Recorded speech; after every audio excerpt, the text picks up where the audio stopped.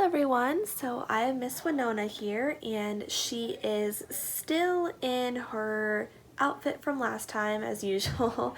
And just letting you guys know, I did get a lot of comments from the last video that it was a little bit too quiet, so I'm gonna make sure that I start editing my videos so they're a little bit louder, and hopefully you guys can see her okay too. So it's a little bit dark right now, but she looks adorable.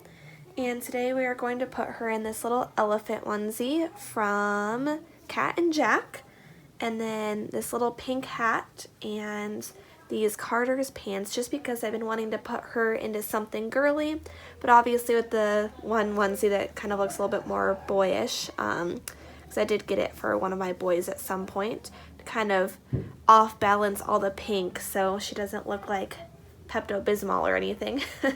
And then she only has one pacifier that's magnetized because I need to get more magnets, but I thought that might be cute with it too. So I'm sure a lot of you guys have been hearing a lot about the Guardians article and video on the reborn hobby, and a lot of people have done videos kind of just talking about how they feel about it. Overall, people have been saying that the video is not fantastic, it's okay, and the newspaper article is overall pretty good, and I'm going to have to agree with that.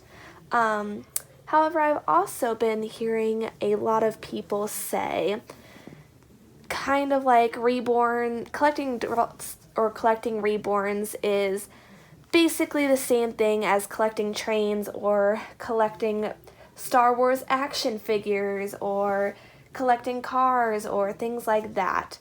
So today I kind of want to talk about a little bit why I think that it's a little bit different from that, and why that kind of makes our hobby seem a little bit weird and a little bit surprising to people outside of the reborn hobby. And I think this is also kind of why our hobby is never going to be mainstream, and I am perfectly okay with that. I have always been a little bit more on the weird side and have been completely okay with that. I've, every once in a while you want to fit in and make friends, but I've always been the type of person who just enjoys weird fun things. For an example, I went to this thing this weekend called the Vampire Ball. It's basically just a huge hangout for people who are a little bit odd, but in a good way. So anyway, carrying on from that, why the reborn hobby may never be completely accepted, is because dolls just in general just have a creep factor, because what horror movies love to do is they love to take something that is usually considered very childish and very innocent and turn it into something scary. So as we know, clowns have been a very popular thing for many years, because usually clowns were a kids' fun carnival thing, and so it makes it a very innocent thing to go after for a horror movie. Dolls are the same way. So a lot of people already have a bunch of negative thoughts about dolls. A lot of the times when I, tell people that I'm a doll collector, their first reaction is ooh, dolls scare me. And that's totally okay. I have never had an issue with dolls. I've seen child's play when I was pretty young. It did not bother me whatsoever. Dolls just have never scared me. Even the older ones made in the 50s, I just don't have a problem with them.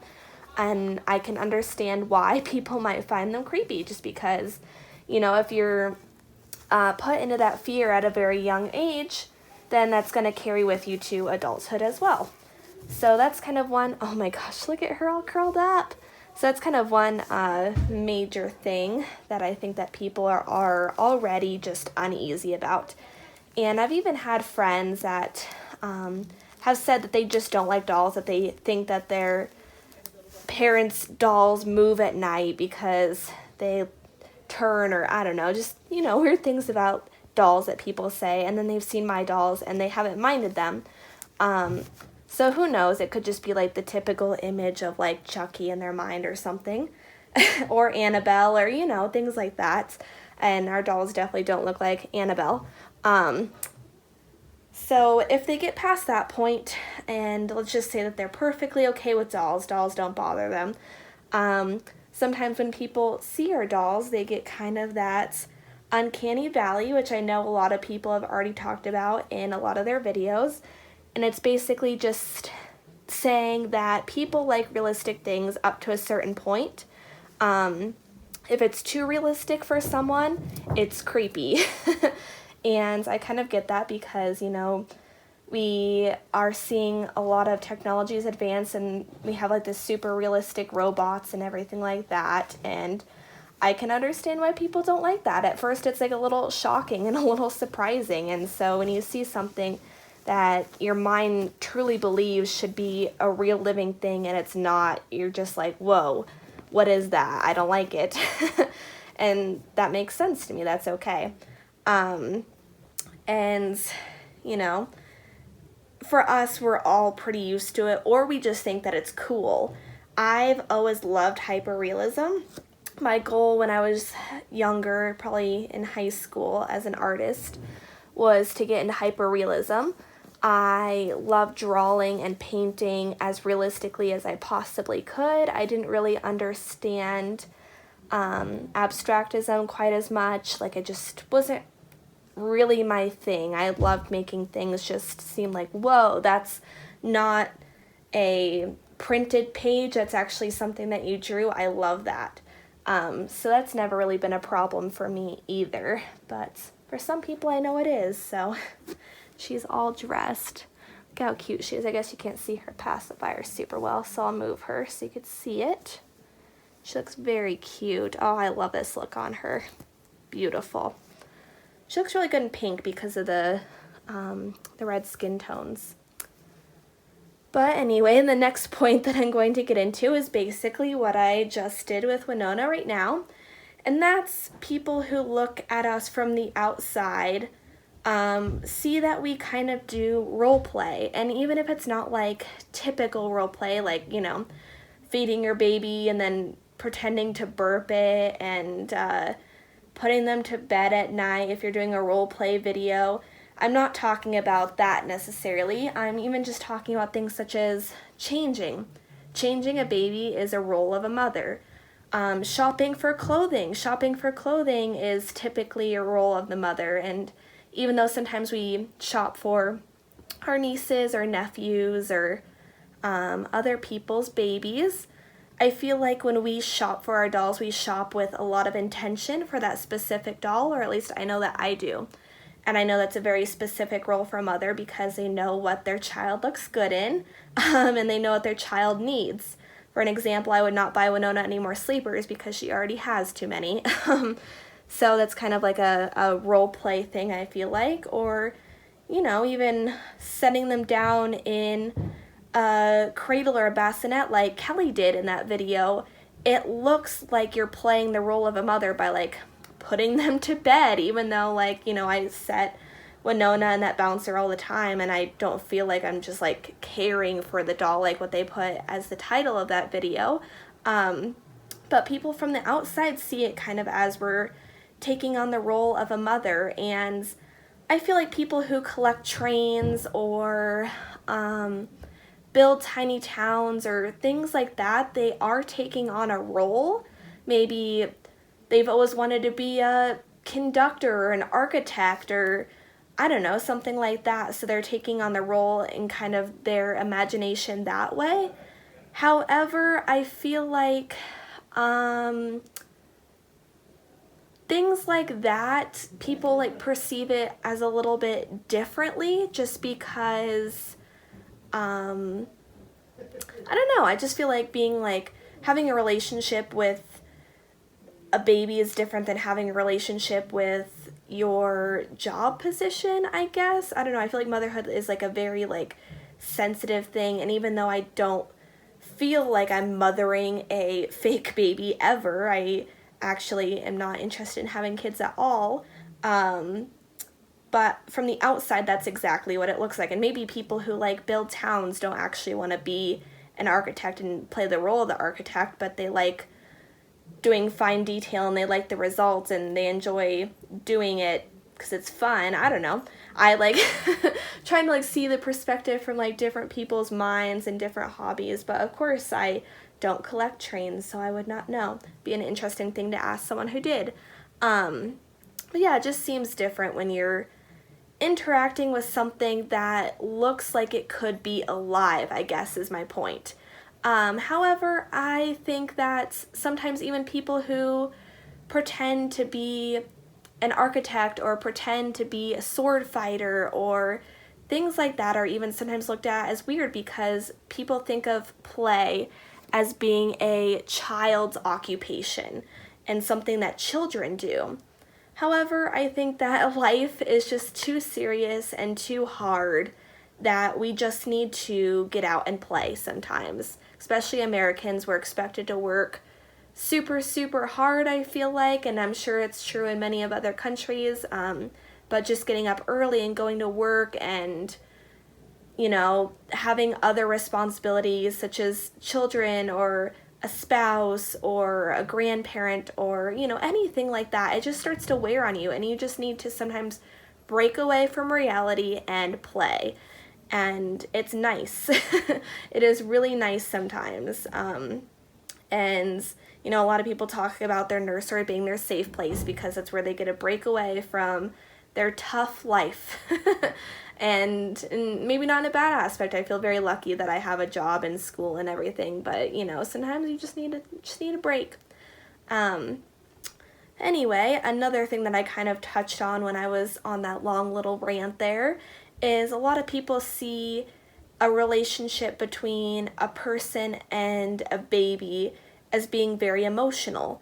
And I feel like it's something kind of embedded in us that we do have an emotional reaction when we see a baby because we're just like, they're so cute. And, you know, especially if you're in this hobby, a lot of people, I'd say most people do like babies. I do love other people's babies. I just would never want to take care of my own.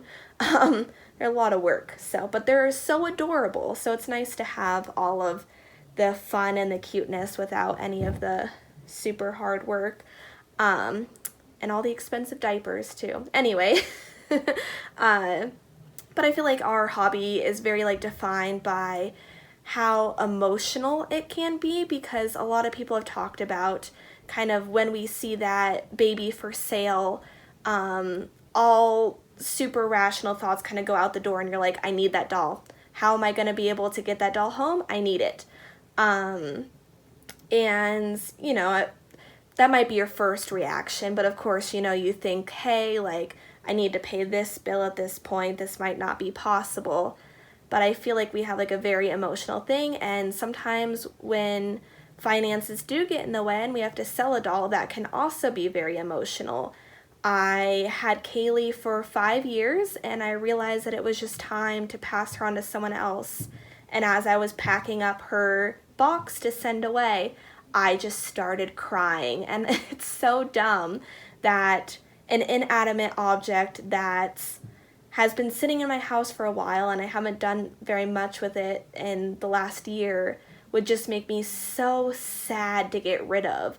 And it's because when we look at them, it's art, and so we do have an emotional connection, which I don't think that just anyone would understand, but I do think that people who enjoy art, any type of art, would understand because, you know, when you walk into a art museum, there's certain paintings that you see that you're just like, whoa, like that took me into a different emotional state from when I was about 2 seconds ago. And I've definitely had a moment or two like that in a museum before where you're just like, holy cow, that painting hit me.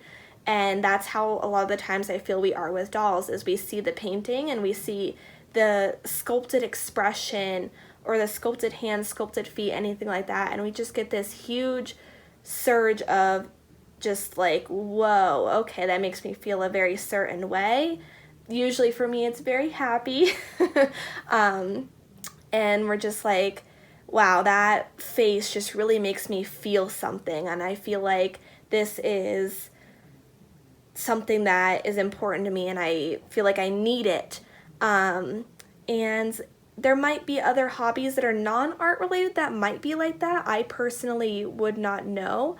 I do have friends and family that have other art related hobbies and they do feel that way. They're just like, whoa, like that thing is super cool, like that makes me feel like ready to do blank. Like I need to have it because that's just really neat. It makes me feel a certain way. But I don't know if anyone would feel like that for, you know, collecting Star Wars action figures or anything like that. Maybe so.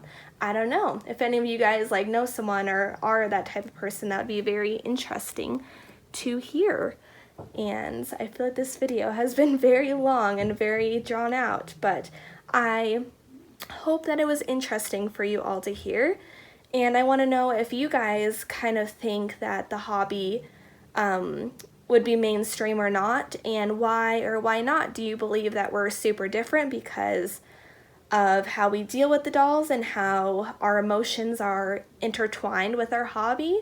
Or do you guys think that this is just like any other hobby and people just play it off weird because they look like real babies? I don't know, guys. But I hope you all are having a great day, and I'm going to go hug this little one. She's so cute, but I will see you in the next video. Bye-bye, everyone.